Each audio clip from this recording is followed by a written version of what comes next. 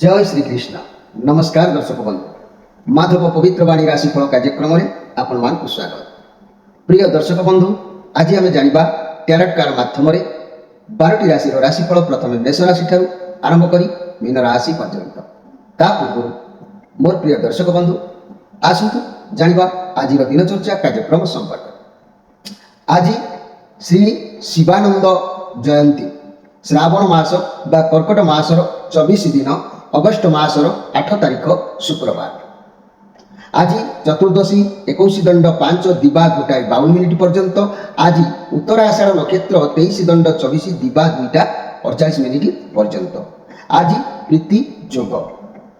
आज जन्म होता शिशु मानकर मकर राशि वैश्य मतांतर रे शूद्रवर्ण नरगण दिबा 2:48 मिनिट पर पुणी देवगण।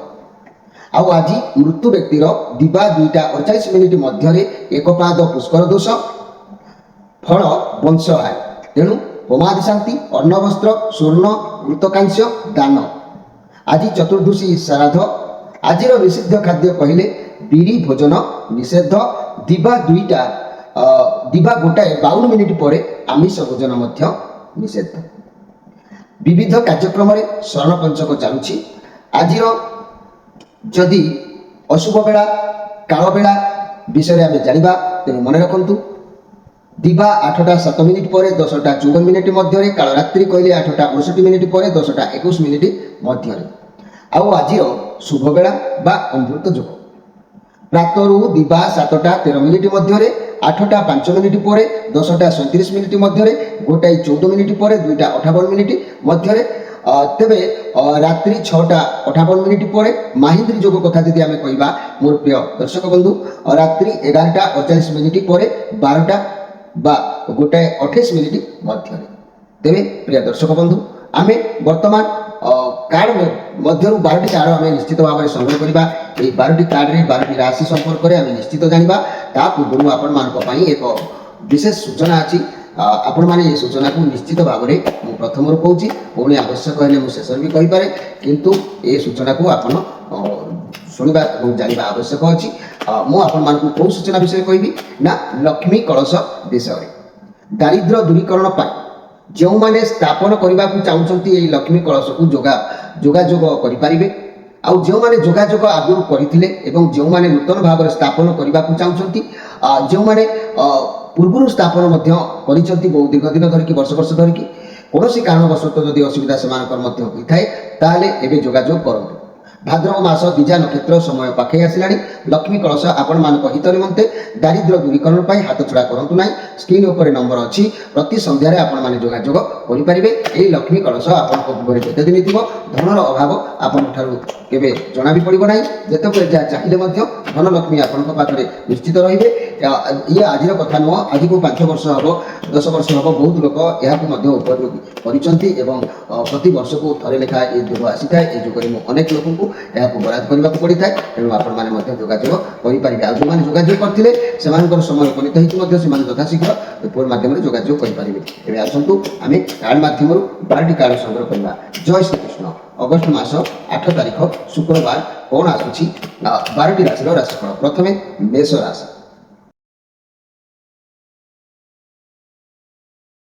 जय श्री कृष्ण। प्रथमे जाना मेष राशि विषय। मोर प्रिय मेष राशि आपण मान कार्ड आसी 4 ऑफ कप कार्ड आसी जहाँकि आपणकर मन आज बहुत आघात प्राप्त हो पारे। मन भीतर किसी गोटे कष्ट अनुभव करिपारंती।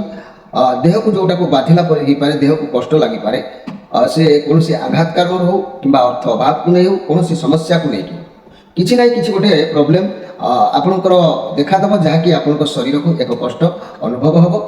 तेणु आप प्रति ध्यान देवे किंतु भगवान जहाँ करती प्राणीर मंगल पाई आप मन दुख करूँ ना मन कष्ट करूँ ना। भगवान निश्चित आपको उपाय देवे एवं ताकू जदि आप सदुपयोग करेंगे निश्चित भाव में आप सफल सीमार पहुँची पारे। मोर प्रिय मेष राशि व्यक्ति मैंने आपण दिन निश्चित उन्नति रदि आप भगवान दौरा चान्स को आपड़ जदि हाथ छड़ा नक कार्य लगे पार्टी तेरे आपणकर मनर दुख बा देहर कष्ट निश्चित भाव में दूरीभूत हम।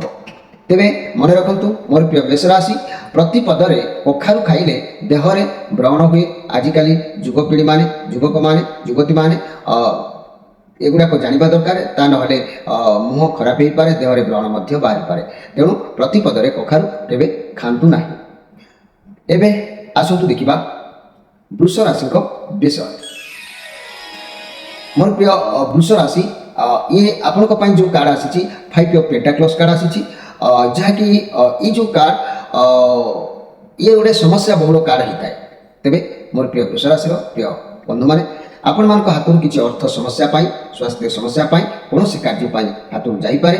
ବହୁତ ଉଦାସରେ ଆପଣ ରହିବେ, ସବୁ ସ୍ୱାସ୍ଥ୍ୟ ସମସ୍ୟାକୁ ନେଇ ହେଉ ବା ଅର୍ଥର ଅଭାବକୁ ନେଇକି ହେଉ। ମନ ଟିକେ ଦୁଃଖିତ ରହିବ। ଏ କାର୍ଡ଼ ନେଗେଟିଭ୍ କାର୍ଡ଼ ଅଛି, ତେଣୁ ଆଜି ଆପଣ ସବୁକିଛି ଈଶ୍ୱରଙ୍କ ଉପରେ ଛାଡ଼ିବା ଆବଶ୍ୟକ ଅଛି।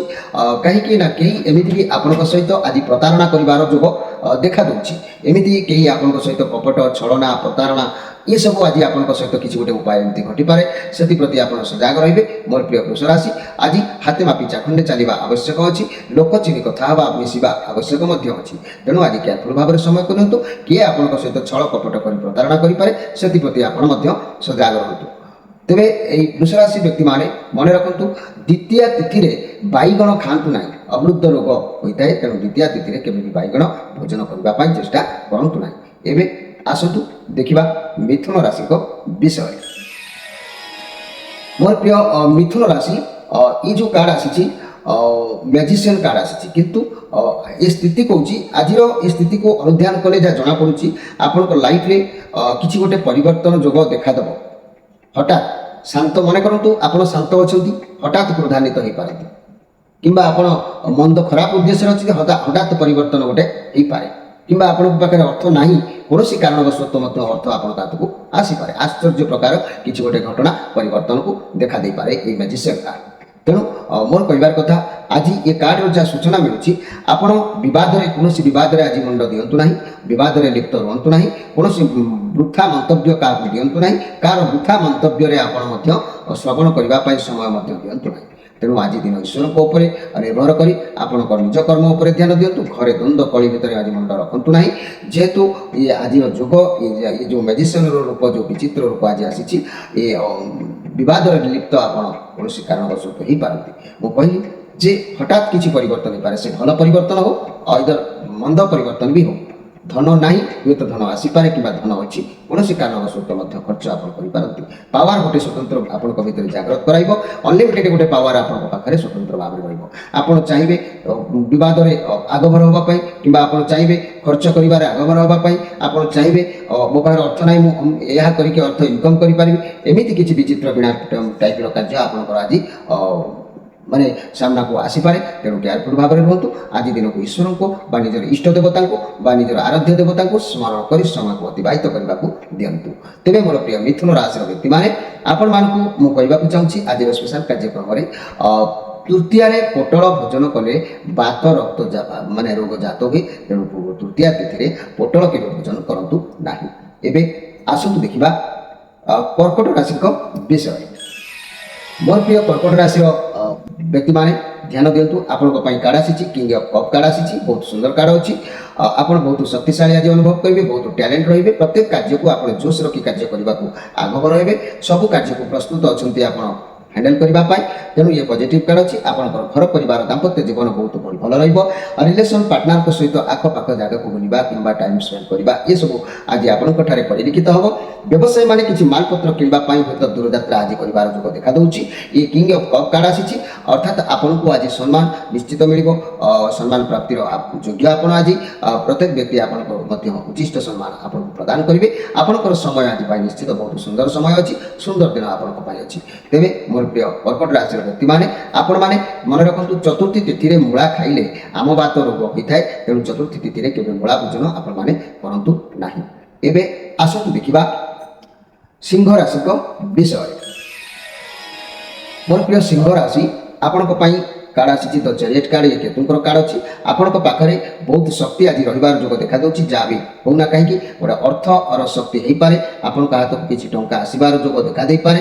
ଯୋଜନା ପୂର୍ଣ୍ଣ ପ୍ରସ୍ତୁତି ଆପଣ କରିପାରନ୍ତି ଭାବି ଚିନ୍ତି ଆପଣ ଏମିତି କିଛି ଜାଗାରେ ପହଞ୍ଚି ପାରିବେ ଯାହାକି ଆପଣଙ୍କୁ ମୋକ୍ଷ ଦେବ ବା ରକ୍ଷା ସେ ଆପଣଙ୍କୁ ନିଶ୍ଚିତ ଭାବରେ କରିବ ଆପଣଙ୍କର କାର୍ଯ୍ୟକୁ ଆପଣଙ୍କର ଦାୟିତ୍ୱକୁ ସେ ସମ୍ପୂର୍ଣ୍ଣ ଭାବରେ ବହନ କରିବ ତେଣୁ ଆପଣଙ୍କ ପାଇଁ ଖୁସି ଦିନ ଅଛି ଆପଣ ଭଗବାନ ଶିବଙ୍କୁ ଆରାଧନା କରନ୍ତୁ ଆପଣଙ୍କ ଜୀବନରେ କିଛି ଭଲ ଚେଞ୍ଜେସ୍ ଆଗକୁ ହେବାର ଯୋଗ ଦେଖାଦେଉଛି ଏ କାର୍ଡରେ ତେଣୁ ମୋର ପ୍ରିୟ ଯାହାକି ସିଂହ ରାଶିର ବ୍ୟକ୍ତିମାନେ ଆଜି ମନ ଭିତରେ ଲୋଭଗ୍ରସ୍ତ ଆପଣ ରହିବେ କୌଣସି କାର୍ଯ୍ୟ ପ୍ରତି ଆପଣ ଲୋଭାନ୍ୱିତ ରହିବେ ମୋଟିଭେଟ୍ ଫିଲ୍ କରିବେ କାର୍ଯ୍ୟ ବହୁତ ଭଲ ଅଛି ସମୟ ଭଲରେ ଅତିବାହିତ ହେବ ଆଗକୁ ପୂରଣ କରିବାକୁ ଥିବା କାର୍ଯ୍ୟ ଆଜି ମଧ୍ୟ ଯୋଗାଯୋଗରେ ସଫଳତା ଆପଣଙ୍କୁ ନିଶ୍ଚିତ ଭାବରେ ମିଳିବ ଆପଣଙ୍କ ପାଇଁ ଦିନ ଉନ୍ନତିଦାୟକ ଅଛି ମୋର ପ୍ରିୟ ସିଂହ ରାଶିର ବ୍ୟକ୍ତିମାନେ ମନେ ରଖନ୍ତୁ ପଞ୍ଚମୀ ତିଥିରେ ବେଲ ଖାଇଲେ ପିତ୍ତ ରୋଗ ଜାତ ହୋଇଥାଏ ତେଣୁ ପଞ୍ଚମୀ ତିଥିରେ କେବେ ବେଲ ଖାଆନ୍ତୁ ନାହିଁ ଏବେ ଆସନ୍ତୁ ଦେଖିବା କନ୍ୟା ରାଶିଙ୍କ ବିଷୟ ମୋର ପ୍ରିୟ କନ୍ୟା ରାଶି ଆପଣଙ୍କ ପାଇଁ କାର୍ଡ ଆସିଛି ସୁନ୍ଦର କାର୍ଡ ଷ୍ଟ୍ରେଂଥ କାର୍ଡ ଆସିଛି ତେଣୁ ଏ ସ୍ୱାମୀଙ୍କର କାର୍ଡ ये परिश्रम कार्ड आसी आप आज जोश रखी परिश्रम करूँ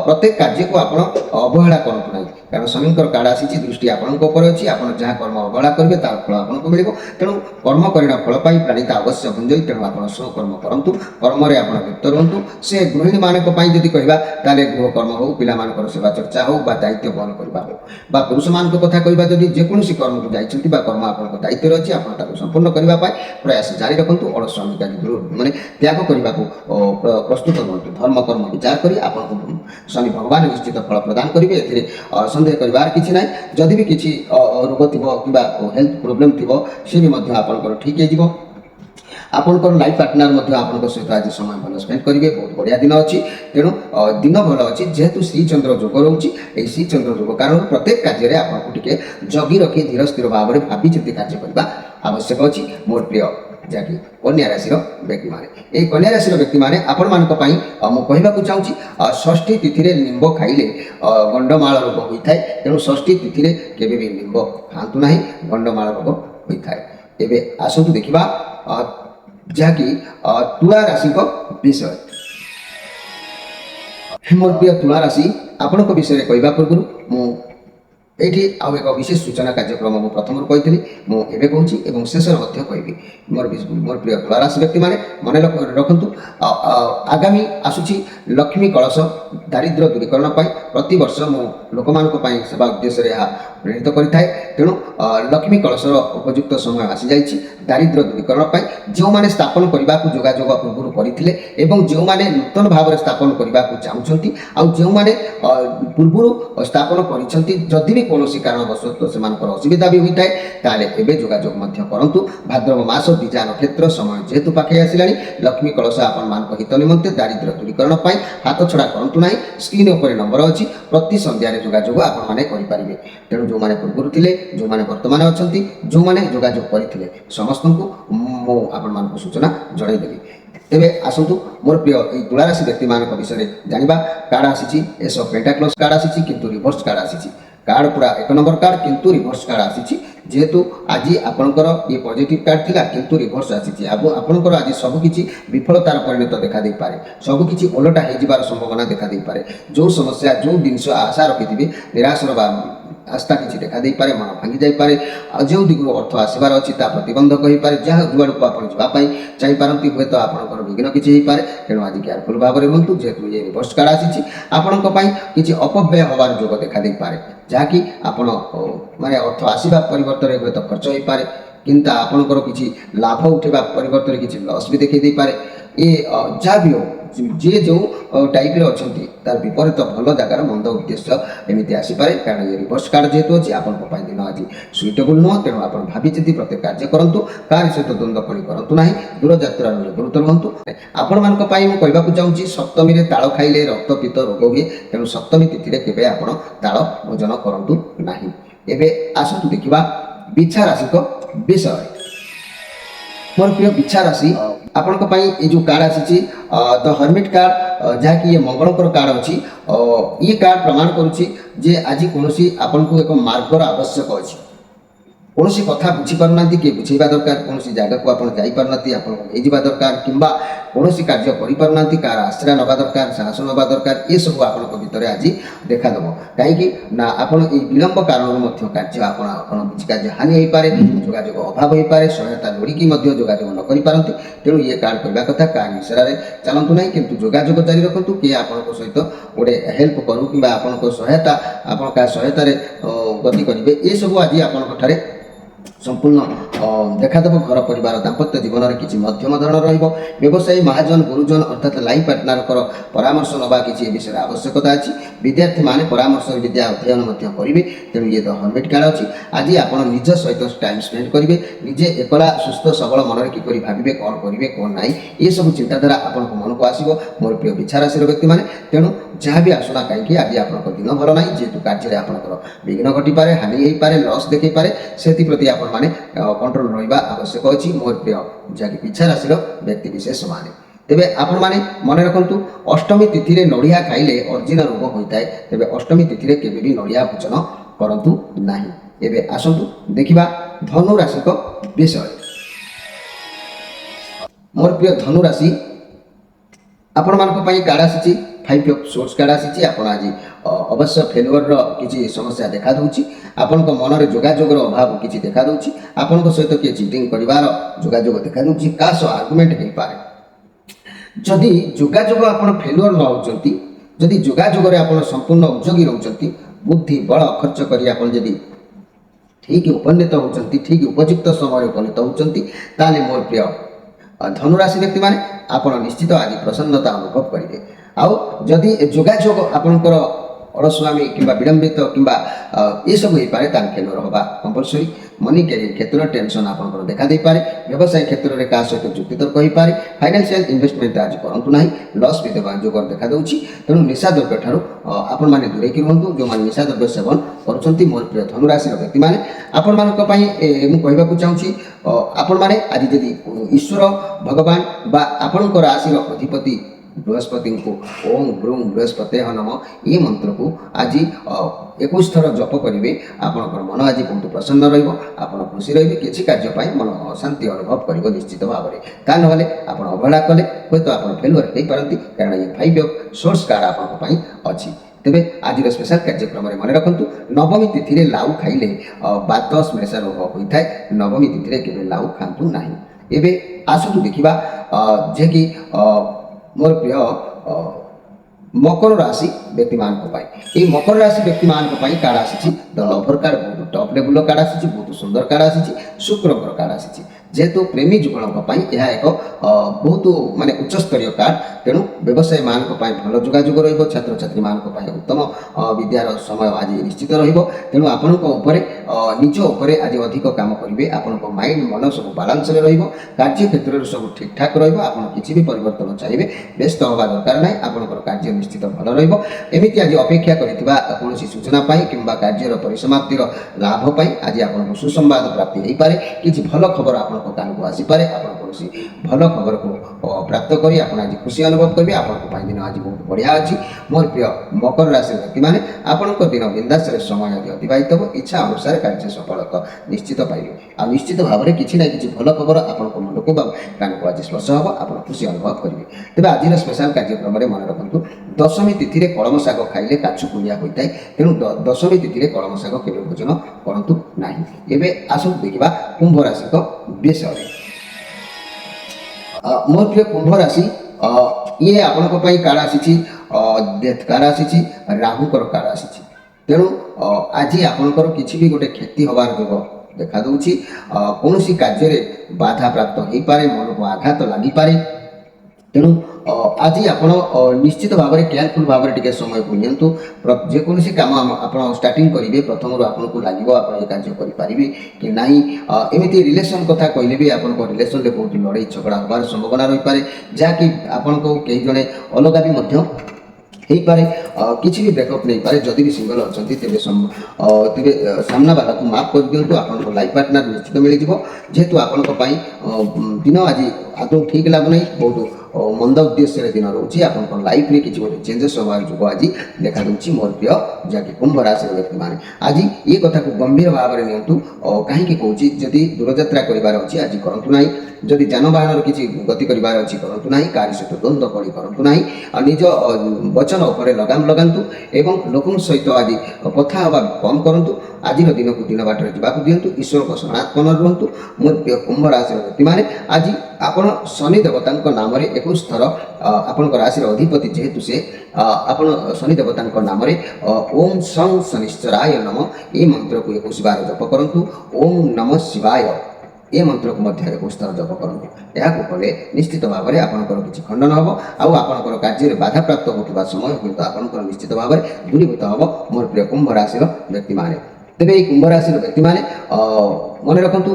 एकादशी तिथि रे शिंब खाइले ज्वर होता है तेणु एकादशी तिथि रे केबे भी शिंब भोजन करंतु नाही एबे आसंतु देखिबा जे कि मीन राशि को विषय मोर प्रिय मीन राशि आपण को पई कार्ड आसी 6 ऑफ कप कार्ड आसी 6 ऑफ कप कार्ड आसी तेणु ये पॉजिटिव कार्ड अच्छी आप बहुत खुशी आज रही आपड़ कई पुराणा सांग सहित साक्षात हो पारे परिवार सहित खुशी समय आज बितेबे बहुत दिन है जहाँ करें आज से हूँ सफलता प्राप्ति हो पाए कि कौन समस्यार एक समाधान बाट आपको मिल जाव जब विवाह प्रस्ताव हूँ तो क्या कान में आसीपे कि उपहार कहीं आपको किसी दे पारे तेज आज दिन आशीर्वाद पूर्ण दिन रही घर परिवार दाम्पत्य जीवन मधुर रहिबार शांतिपूर्ण रिलेसन उत्तम प्रेमर प्रगाढ़ता ये सब आसो व्यवसाय माने बहुत दिगु अर्थ लाभ कर जुग रत्र छात्री मानक दिन बहुत सुंदर कर्म क्षेत्र में बहुत भल नुआ उपाय किसी कार्य करने को आप प्रेरित हे आपको आदर सम्मान ये सब मिल दिन बहुत बढ़िया दिन अच्छी मोर प्रिय मीन राशि व्यक्ति मैंने ये मीन राशि व्यक्ति मैंने मन रखु द्वादशी तिथि में पोई खाइले कोष्ठ रोग होता है तेरे आपण मैंने द्वादशी तिथि में केवे भी पोई खाइबापी चिंता भी करेंगे ना आउ चतुर्दशी में बिरी डाली खाइले उदरमय रोग होता है पेटर समस्या देखा देते तेणु आप चतुर्दशी तिथि में केवे भी बिरी डाली बिरी भोजन करूँ ना तेरे मोर प्रिय दर्शक बंधु समय जेहेतु आपंठ शेष होती आपण विदाय ना पूर्व मु पुणी आउ शेष थर पर आपण कहूँ लक्ष्मी कलश विषय में लक्ष्मी कलश दारिद्र्य दूरीकरण प्रत्येक वर्ष मु लोक उपहार निमित्त प्रेरित करें आमर ये माधव पवित्र बाणी एवं राशिफल चैनल में लोक हित उपदेश हित निमंते ये मु जोगाजोग करें तेणु जो मैंने स्थापन करने को जोगाजोग आम सहित पूर्व करते आउ जो मैंने नूतन भाव में किसी स्थापन करने को चाहते जो मैंने पूर्व स्थापन कौन कारणवश यदि असुविधा से होता है तेरे जोगाजोग करूँ भाद्रव मास दिजा नक्षत्र समय पाखे आसला लक्ष्मी कलश आपण हित निमंते दारिद्र्य दूरीकरण यहाँ हाथ छड़ा करूँ ना स्क्रीन पर आम नंबर देचु प्रति संध्यार आप जोगाजोग करेंगे ये लक्ष्मी कलश संपर्क में प्रिय दर्शक बंधु समय जेहेतु इशारा देलानी आपण विदाय नहीं रोची नमस्कार।